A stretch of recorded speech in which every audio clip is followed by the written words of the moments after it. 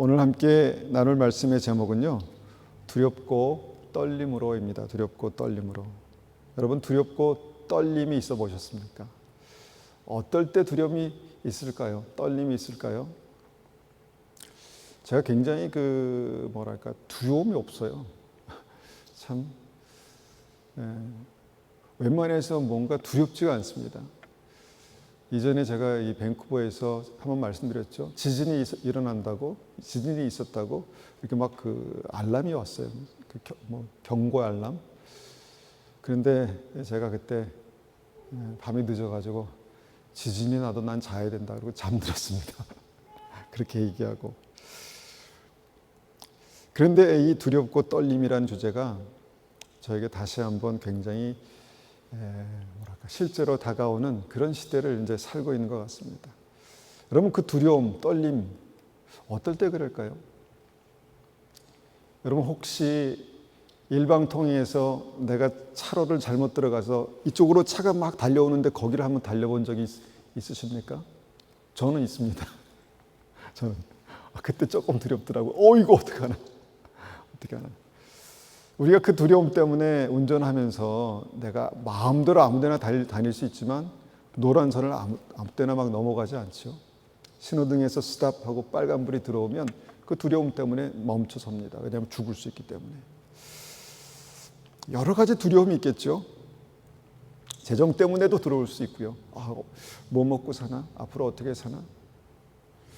관계 때문에도 두려울 수 있겠고요. 나를 힘들게 하는 사람, 그 사람을 보기 싫은데 또 봐야 되는 어떤 그런, 이전에 군대에서 그랬던 것 같습니다. 근데 여러분, 믿음 때문에 두려워 보셨습니까? 믿음 때문에, 하나님을 믿는 믿음 때문에. 성경을 읽다 보면요, 이 두려움에 대해서 늘 말씀드리지만 건강한 두려움과 긍정적인 두려움과 부정적인 두려움이 있다 말씀하십니다. 그러니까 두려워하지 말라라고 말씀하신 부분들이 있죠. 내가 너와 함께하겠다. 이때 두려움은 무엇입니까? 세상에 대해서, 악한 마귀의 역사에 대해서 두려워하지 말라는 것입니다. 내가 너와 함께하겠다. 내가 너의 삶을 지키겠다. 두려워하지 말라. 놀라지 말라. 내가 너와 함께하겠다. 그런데 주님께서 두려워하라라고 말씀하신 부분이 있죠. 두려워하라. 오늘은 그 부분에 대해서 우리가 한번 같이 생각해 보기 원합니다. 빌립보서 2장 12절 말씀입니다. 제가 한번 받들어 읽겠습니다. 그러므로 나의 사랑하는 자들아, 너희가 나 있을 때뿐 아니라 더욱 지금 나 없을 때에도 항상 복종하여 두렵고 떨림으로 너희 구원을 이루라. 우리에게 익숙한 말씀이죠. 그런데 이 말씀에서 항상 복종하여 항상 두렵고 떨림으로 뭘 하랍니까? 너희 구원을 이루라라고 말씀하십니다. 그러니까 구원에 관련된 믿음에서 우리가 두려워할 필요가 있다라는 것입니다. 그러면 이 말씀을 받는 대상이 누군가 보니까 나의 사랑하는 자, 빌립보 교인들입니다. 믿는 사람들이었습니다. 믿음을 가지고 있는 사람들이었습니다. 바울과 동역하는 믿음의 사람들이었습니다. 그런데 그들에게 항상 복종하고 두렵고 떨림으로 너희 구원을 이루는, 오늘 주제인 두려움이 필요하다, 이렇게 말씀하십니다. 이미 구원받았는데 무엇을 두려워하란 말인가? 사랑의 하나님인데 무엇을 두려워하란 말씀인가? 그런데 주님께서 우리에게 분명히 두려움이 필요하다, 두려움이 있어야 된다, 그렇게 말씀하는 것이죠. 우리 자녀들이 어릴 때는요, 부모를 두려워할 때가 있습니다. 뭔가 계속해서 부모의 말씀을 어기고 잘못 나갈 때 두려움이 있죠. 엄마한테 혼나면 어떡하나, 한 대 맞으면 어떡하나, 그런 두려움이 있습니다. 그런데 그런 두려움 때문에 뭔가 내가 넘지 말아야 될, 하지 말아야 될 선들을 지키지 않습니까? 근데 만약에 우리가 어릴 때부터 그런 두려움의 선들이 전혀 없이 내가 하고 싶은 대로 막 살았다면 우리는 나중에 10년 후, 20년 후에 어떻게 됐을까, 이런 생각을 해봅니다. 마치 그런 두려움을 성경에서 말씀하시는 것을 본다는 것입니다. 여러분, 성경에 기록된 믿음의 사람들을 보십시오. 하나님께서 기름 부으셔서 택하셔서 세우신 사울 왕.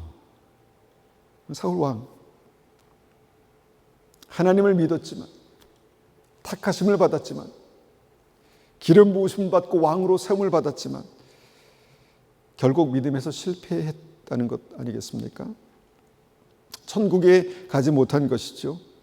그러면 그 사람은 믿음이 있었던 사람일까요? 없었던 사람일까요? 굳이 따지자면 구원 받았던 사람일까요? 구원받지 못했던 사람일까요? 그는 원래부터 구원받지 못한 사람이야, 그는 원래부터 믿음이 없었어, 이렇게 말할 수 있었겠지만 그에게도 예배드리는 믿음, 기도하는 믿음, 하나님의 말씀에 대해서 내가 이 말씀을 붙들고 살아야 되겠다라는 그런 믿음이 있었다는 것이죠.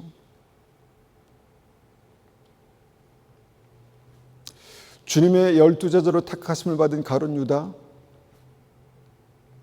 예수님을 믿었습니다. 제자로 헌신했습니다. 그리고 예수님을 따라서 3년 반 동안이나 믿음의 훈련을 받았습니다. 예수님의 기적들을 보았습니다. 예수님의 능력을 보았습니다. 그런데 결국 어떻게 됐습니까? 예수님을 배신하고 은30에 예수님을 팔았습니다. 사람이 그럴 수 있다는 것이죠. 여러분, 가룟 유다는 예수님을 믿지 않았을까요?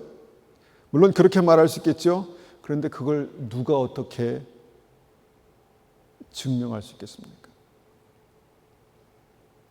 아마 가룟 유다 자신도 몰랐을 것입니다. 이렇게 될 줄 몰랐을 것입니다. 그리고 함께 3년 반 동안이나 동고동락했던 다른 동료 제자들도요, 그 사실을 까맣게 모르고 있었습니다.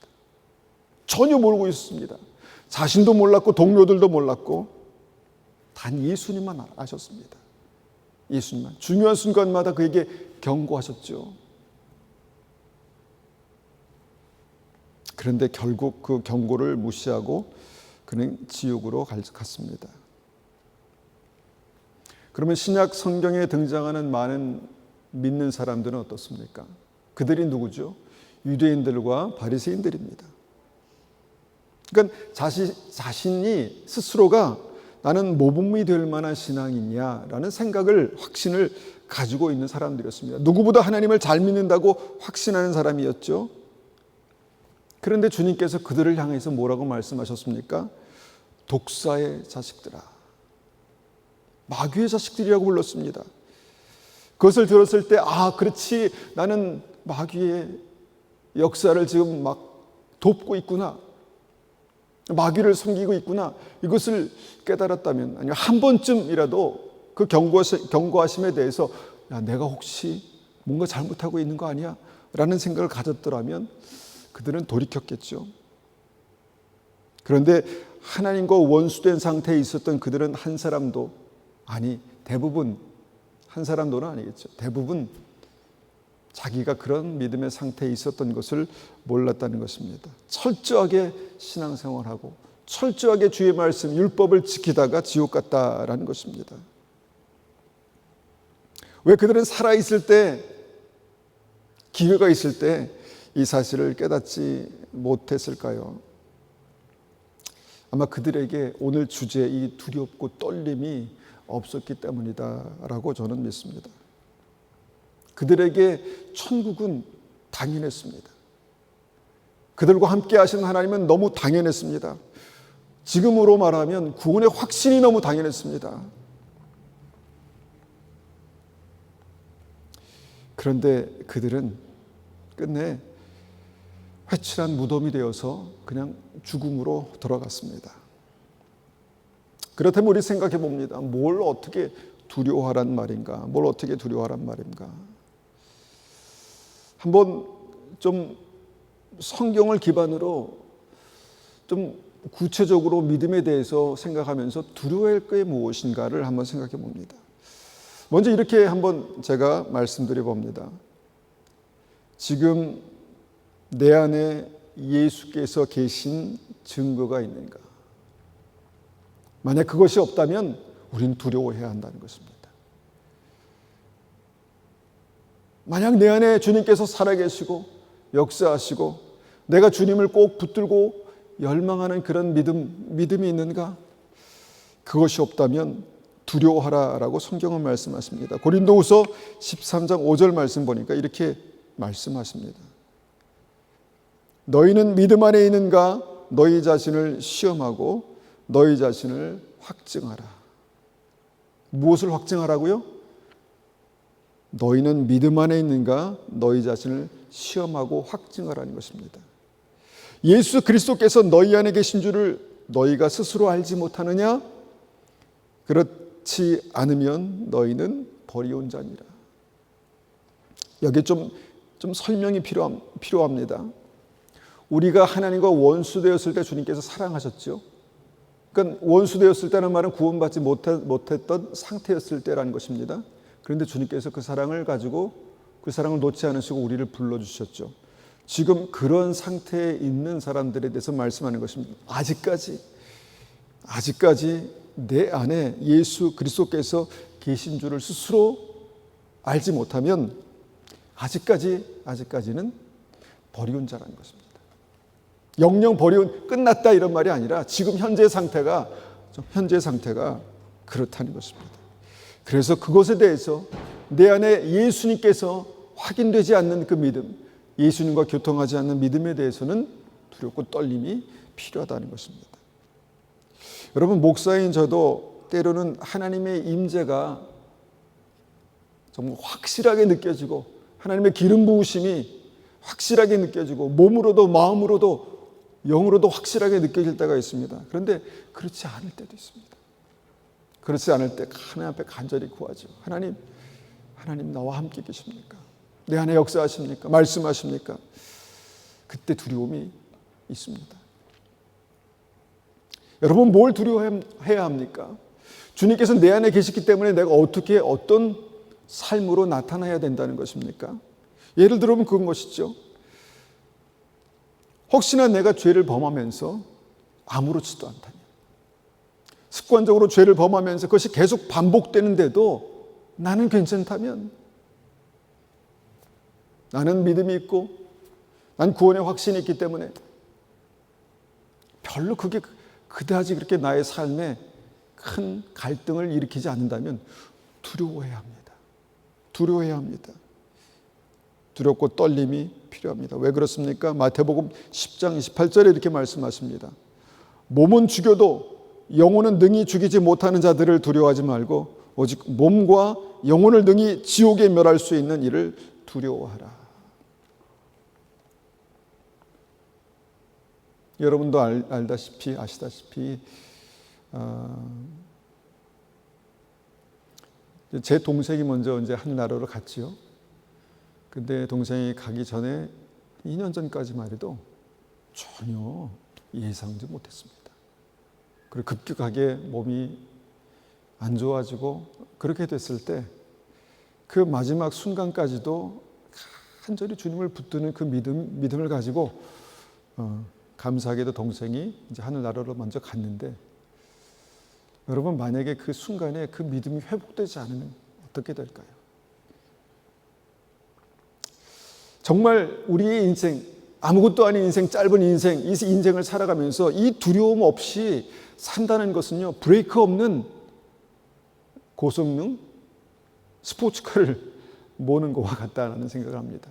인생이 잘 나가면 얼마나 잘 나가겠습니까? 인생이 잘 나가면 얼마나 잘 나가겠습니까? 그런데 거기에 만약에 브레이크가 없다면, 멈춰야 될 때, 두려움으로 멈춰야 될 때 멈추지 못한다면 망하는 것이죠. 그래서 저는 이런 생각해 봅니다. 이 시대가 교회 안에 있는 많은 성도들이 혹시나 이 두려움이 없어서 망하고 있지 않나? 교회 다니면 항상 은혜가 있어야 되고, 교회 다니면 뭔가 하나님께서 나를 위해서 뭘 좀 해줘야 되고, 그렇지 않으면 불평하고 원망하고. 그런데 문제는 뭐냐면 하나님에 대해서 두려워하는 마음이 없습니다. 많은 교회를 보면은 하나님에 대해서 왜 두려워해야 돼? 우리가 두려워하라 말씀하셨는데 그건 그냥 단지 신학적인 해석의 차이야, 이렇게 생각합니다. 사랑의 하나님인데, 구원받았는데 뭘 두려워하란 말인가? 이해가 되지 않습니다. 그런데 주님은 분명히 두려워하라 말씀하십니다. 또 두려워야 될 이유를 이렇게 말씀하시죠. 누가복음 13장 24절에 좁은 문으로 들어가기를 힘쓰라. 내가 너에게 이르노니 들어가기를 구하여도 못하는 자가 많으리라. 들어가기를 구하여도 무슨 말입니까? 내가 믿음으로, 하나님 내가 믿음으로 살기 원합니다. 믿음으로 주님과 함께 동행하기 원합니다. 들어가기를 구하여도 못하는 자가 많다라는 것입니다. 그래서 이 믿음의 길이 좁은 문이구나를 깨닫게 되는데, 그 좁은 문으로 들어가는 믿음은 반드시 이 두렵고 떨림이 있어야 신중하게 조심스럽게 그 좁은 문으로 들어가게 된다는 것입니다.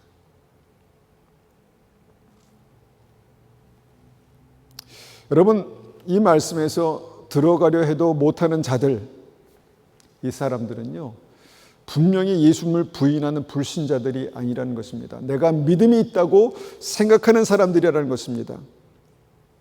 그런데 오늘 말씀에서 우리가 생각해 보면 믿음을 믿음으로 시작했지만 그 과정에서 실패하고 그 구원이 완성되지 못하는 사람들에 대해서 두렵고 떨림으로 구원을 이루어야 된다라고 주님께서 우리에게 말씀하신 것이다 라고 확신합니다.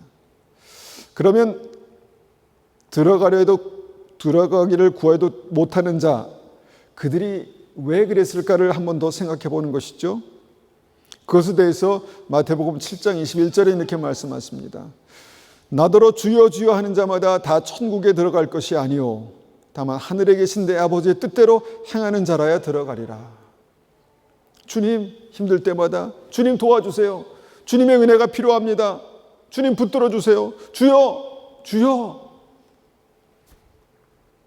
그런 사람마다 다 그렇게 하면 무조건 천국에 들어가는 것이 아니요 무엇입니까? 다만 하늘에 계신 내 아버지의 뜻대로, 하나님의 뜻이 무엇일까, 내 인생을 향한 주님의 계획이 무엇일까를 고민하면서 오늘도 믿음으로 내가 하나님의 뜻대로 살기 원합니다라는 그런 믿음을 가지고 오늘 하루를 살아가는 그 사람, 아버지의 뜻대로 행하는 자라야 천국에 들어가리라. 그럼 행함으로 구원받습니까?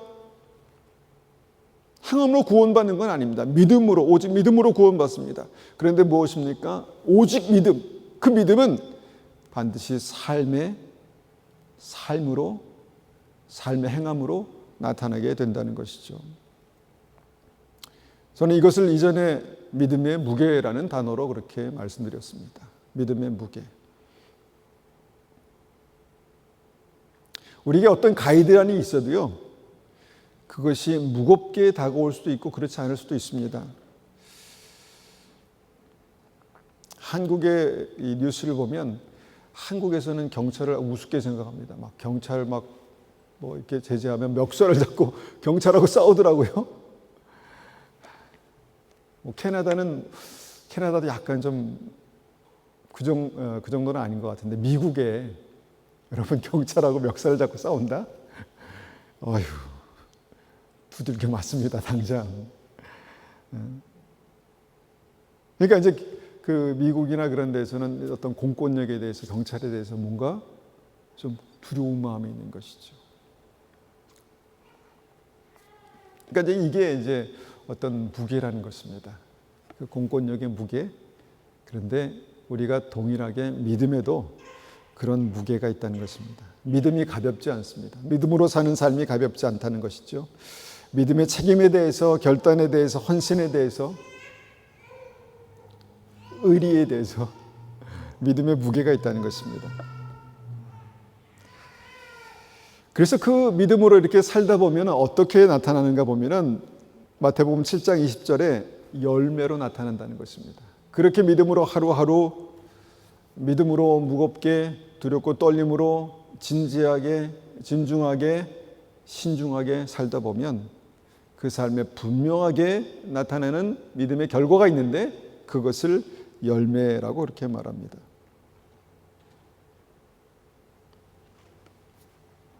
내 믿음의 열매는 무엇일까? 이것도 참 기도의 제목입니다. 하나님, 내가 오랫동안 신앙생활을 했습니다. 오랫동안 하나님을 알았습니다. 그러면 내 삶에 주님께서 찾기 원하시는 그 열매가 무엇입니까? 하나님께서 내 안에 함께 계시는 그 증거, 열매가 무엇입니까? 라는 믿음의 기도로 열매를 찾아보시기를 축원합니다. 여러분, 그래서 믿음은요, 이렇게 시작, 과정, 마침까지 이 전 과정이 다 믿음이다라는 것을 우리가 생각해 봅니다. 이스라엘 백성들이요, 하나님의 인도하심을 따라서 애굽에서 구원을 받았습니다. 애굽에서 건짐을 받았습니다. 우리는 이것을 세상에서 건짐을 받았다 이렇게 말합니다. 그리고 기적적으로 하나님의 능력으로 홍해를 건넜습니다. 그런데 그것이 구원의 완성이 아니었다라는 것이 히브리서 3장과 4장의 말씀입니다. 그러니까 아직 광야를 지나야 하며 믿음에서 성숙해 가야 하는 그런 과정이 남아 있었다는 것입니다. 그리고 마지막 요단강을 건너 약속의 땅에 들어가기까지 그 믿음은, 전 과정은 믿음이었다 이렇게 말합니다. 그런데 현실은 무엇입니까? 이스라엘 대부분의 사람들이 애굽에서 건짐을 받았고 홍해를 건넜습니다. 기적으로 홍해를 건넜습니다. 그리고 광야에서 만나와 메추라기를 맛보았습니다. 반석의 생수를 마셨습니다. 그런데 결국은 마지막에서 무엇입니까? 가나안에 들어가는 구원이 완성되지 못했다는 것입니다. 그래서 히브리서 4장 1절 2절 우리가 자주 언급하는 이 말씀에서는 이렇게 우리에게 말씀하십니다. 그러므로 우리는 두려워할지니 그의 안식에 들어갈 약속이 남아있을지라도 너희 중에는 혹 이르지 못할 자가 있을까 함이라. 그러므로 두려워하라는 것입니다. 그들과 같이 우리도 복음 전함을 받은 자이나, 그들과 같이 우리도 복음 전함을 받고 애굽에서 세상에서 건짐을 받고 우리 삶의 기적을 또 경험하고,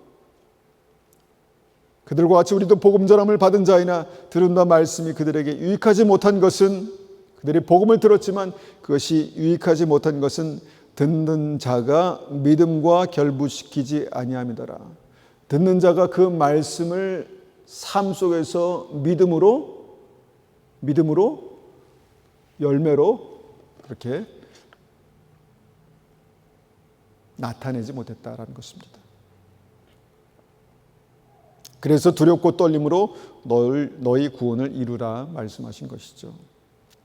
여러분, 여기서 구원을 이루라라는 이 동사인 이루라라는 단어는요, 이 헬라어 원문에서 카테르 가제스테라는 그런 동사입니다. 이루라, 카테르 가제스테. 직역하면 계속해서 완성하라는 것입니다. 계속해서 완성해 가라. 시작된 것을 끝까지 이루어 가라라는 그런 믿음입니다. 시제 분석을 해보면 이 구원은 단순히 현재 시간에 완성되는 것을 의미하는 것이 아니라 지속적이고 반복적인 삶을 통해서 구원의 완성을 이루어 가라라는 것입니다. 따라서 이 명령은 한 번에 구원을 완성하라라는 그런 것이 아니라 계속해서 구원의 열매를 맺으면서 이 구원의 완성을 향해서 나아가라라는 그런 의미입니다. 기독교의 유명한 고전인 철로역정, 여러분 아실 것입니다. 철로역정, 읽어보지 않으셨던 분이라도 아마 들어는 보셨을 것입니다. 유명한 고전이고요. 이것이 믿음이다라고 하는 것에 대해서 부인하는 사람은 한 사람도 없습니다. 철로역정. 이 내용을요, 이 구원의 관점에서 짧게 세 가지로 요약하면 이렇습니다. 첫 번째는요, 죄의 자각과 회개, 구원의 시작의 단계입니다. 죄의 자각과 회개.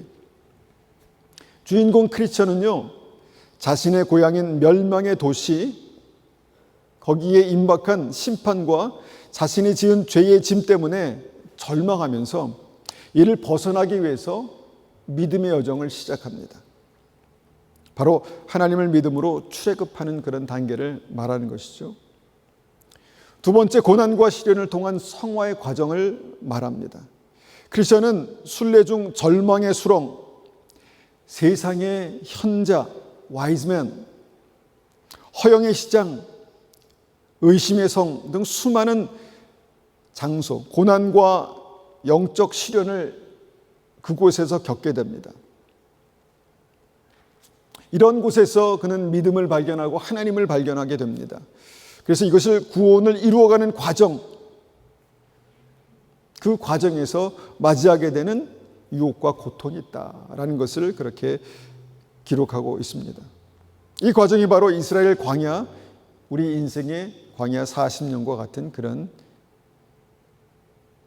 부분이죠. 세 번째로는 영광의 나라의 입성이라는 그런 이제 구원의 완성의 부분이 있습니다.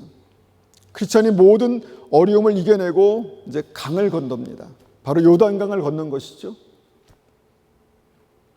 그리고 크리스천은 마침내 영광의 나라에 입성해서 영원한 안식과 면류관을 받게 됩니다. 사도 바울이 고백했죠. 내가 달려갈 길을 다 마치고 주님의 영광 앞에 이 면류관을 받을 것을 확신한다. 이렇게 말씀합니다. 이것을 기대한다라고 말씀하십니다. 그러니까 인생의 끝에서 확인하게 되는 그 구원의 역사가 있다는 것입니다. 그래서 철로 역정의 결론은 무엇입니까? 믿음으로 구원받아서 그 구원이 완성되는 인생의 역정, 그 긴 과정이 있다라는 것을 말씀합니다. 그래서 다시 한번 이 말씀, 오늘 본문의 말씀이 이해가 되는 것이죠. 항상 복종하여 두렵고 떨림으로 너희 구원을 이루라 말씀하신 것입니다. 여러분, 이 성경의 이 말씀 한 구절, 이것을 우리의 믿음으로 잘 이해하셔야 결국 우리가 믿음이 우리의 삶과 결부되어서 우리가 영생의 길을 잘 갈 수 있습니다. 내 생각과 틀린데 여러분, 지금 이 많은 말씀들이 여러분 제 생각이라고 생각하십니까? 히브리서 12장 28절 29절 한번 봅니다. 그러므로 우리가 흔들리지 않는 나라를 받았은즉 은혜를 받자. 우리는 흔들리지 않는 나라, 하나님의 나라를 유업으로 받았습니다. 받았은즉 은혜를 받자. 여러분, 우리가 믿음으로 천국을 약속받았다라는 것입니다. 그런데요, 그 다음이 있다는 것을 말씀합니다. 이로 말미암아 경건함과 두려움으로 하나님을 기쁘게 섬길지니.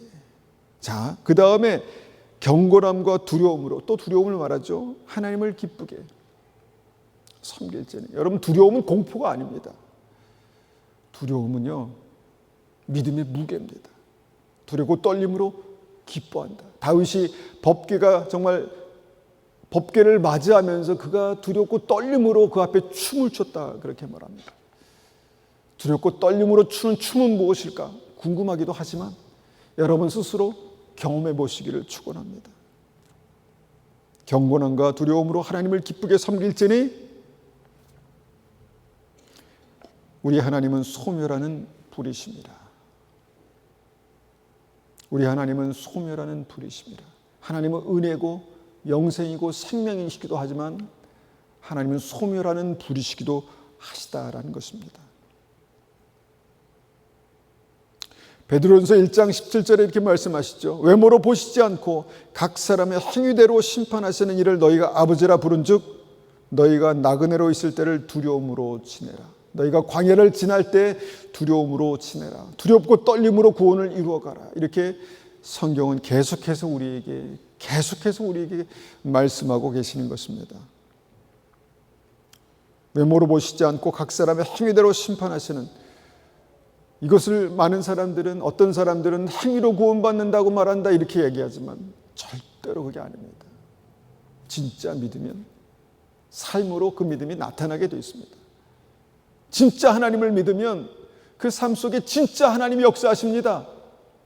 그런데 머리로만 믿으면요, 이해로만 믿으면요, 그리고 삶이 믿음으로 결부가 되지 않으면요, 믿음 따로 삶 따로, 생각대로 생각 따로 믿음 따로 이렇게 되는 것입니다.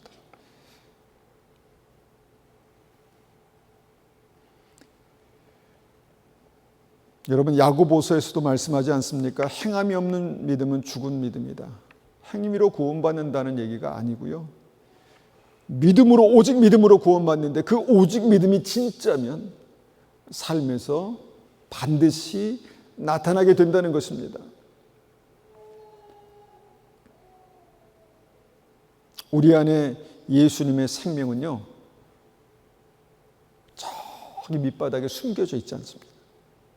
예수님의 생명은 우리의 삶에서, 우리의 손끝에서 역사합니다. 우리의 기도에서 역사합니다. 기도하는 이 손에서 역사합니다. 예수님을 믿는 믿음은 우리의 마음 깊은 곳에서 아무도 모르게 이렇게 역사하지 않습니다. 우리의 눈빛에서 역사합니다. 우리의 한 걸음 한 걸음, 내가 걸어가는 그 걸음에서 역사한다는 것입니다.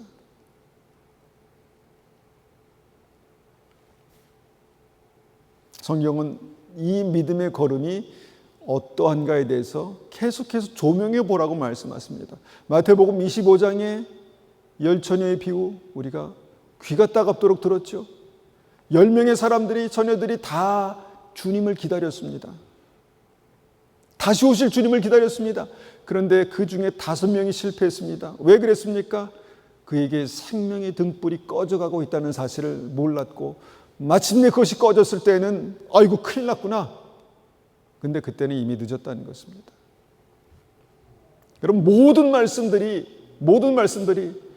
인생의 여정을 가고 구원의 여정을 가고 천로 역정을 걸어가는 우리 믿음의 사람들에게 어떤 포인트에서는 두려움이 필요하다라고 말씀하십니다. 두려워하라고 말씀하십니다. 그런데 만약에 내가 왜 두려워해야 돼?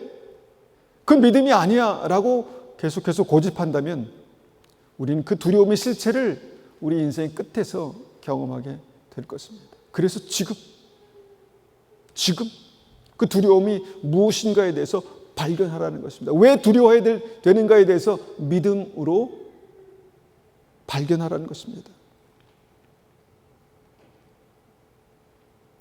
여러분들에게 주신 그 달란트, 그것이 무엇인지 한번 고민해 보셨습니까? 분명히 3명의 종들입니다. 하나님의 종들입니다. 각각 능력에 따라서 달란트를 받았습니다. 그런데 1 달란트 받은 사람, 악하고 게으른 종아 라고 책망을 받아서 슬피 울며 이를 갈게 됐습니다. 구원을 못 받았다는 것이죠. 1 달란트가 무엇입니까? 적은 일, 아무것도 아닌 일, 내가 할 수 있지만, 내가 결정하고 내가 하고자 하면 할 수 있지만, 충분히 걸어가면 걸어갈 수 있지만 안 가는 것입니다. 여러 가지 이유가 있겠죠. 실패가 두려워서, 귀찮아서, 그 정도의 믿음의 무게가 되지 않아서, 나에게 그렇게 중요하지 않기 때문에 안 할 수 있겠죠. 근데 믿음은 걸어가는 것입니다. 믿음은 하는 것입니다. 여러분, 이 말씀이 우리의 영혼의 울림이 되시기를 원합니다. 그러므로 나의 사랑하는 자들아,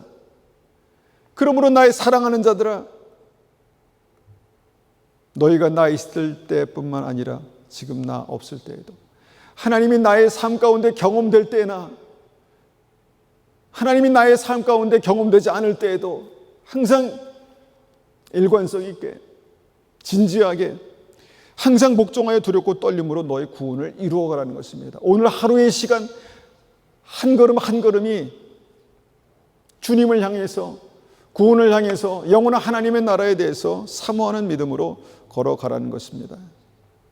그리고 그렇게 걸어갈 때 주님께서 우리에게 이런 약속하십니다. 2장 13절 다음 절입니다. 너희 안에서 행하시는 이는 하나님이시니. 그런 믿음으로 걸어갈 때 하나님께서 우리의 삶 가운데 역사하십니다. 하나님께서 우리의 삶 가운데 내가 불가능하다고 생각하는, 내가 아니라고 생각하는, 내가 포기하고 있는 그 영역에서, 그 삶에서 주님께서 역사하신다는 것입니다. 너희 안에 행하시는 이는 하나님이시다. 내가 아니다. 너 혼자 아니다. 내가 너와 함께하고 있다. 네가 믿음으로 걸어가고 있다면 내가 너와 함께하고 있다.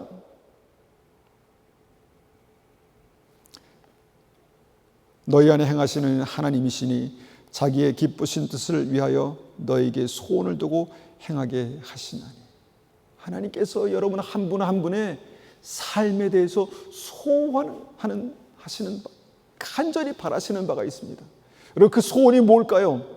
사랑하는 자녀들에게 가장 여러분들이 원하시는 그것이 무엇입니까? 그것입니다. 같은 것입니다.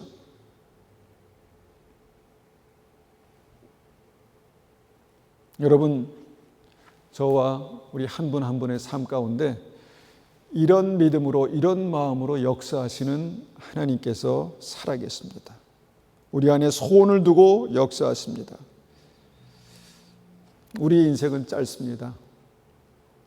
우리에게 악셀이 있다면 반드시 브레이크도 있어야 합니다. 이 브레이크가 우리가 멈춰야 될 때 즉시 멈추게 하는 하나님을 경외하는 믿음입니다. 두려움입니다. 아브라함에게 주님께서 내가 이제야 그 브레이크를 보았다. 경외하는 두려움을 보았다라고 말씀하셨습니다. 그리고 그의 인생은요, 거기서부터 완성된 것입니다. 거기서 완성된 것입니다. 여러분, 우리의 삶에서 그 믿음을 보기를 원합니다. 그 믿음이 역사하기를 원합니다. 오늘 하루가 하나님 앞에 이 말씀이 우리의 삶 가운데 다시 한번 큰 하나님의 약속과 능력이 나타나는 그런 진리가 되기를 간절히 원합니다. 우리가 이 말씀을 가지고 한번 같이 기도하겠습니다. 하나님께서 우리에게 주신, 나에게 주신 이 말씀이 사랑하는 자들아 너희가 나 있을 때뿐만 아니라 더욱 지금 나 없을 때에도 항상 복종하여 두렵고 떨림으로 너희 구원을 이루라 라고 말씀하신 그 은혜가 우리 삶 가운데 나타나게 도와주십시오. 그렇게 한번 같이 각자가 말씀을 가지고 기도하겠습니다.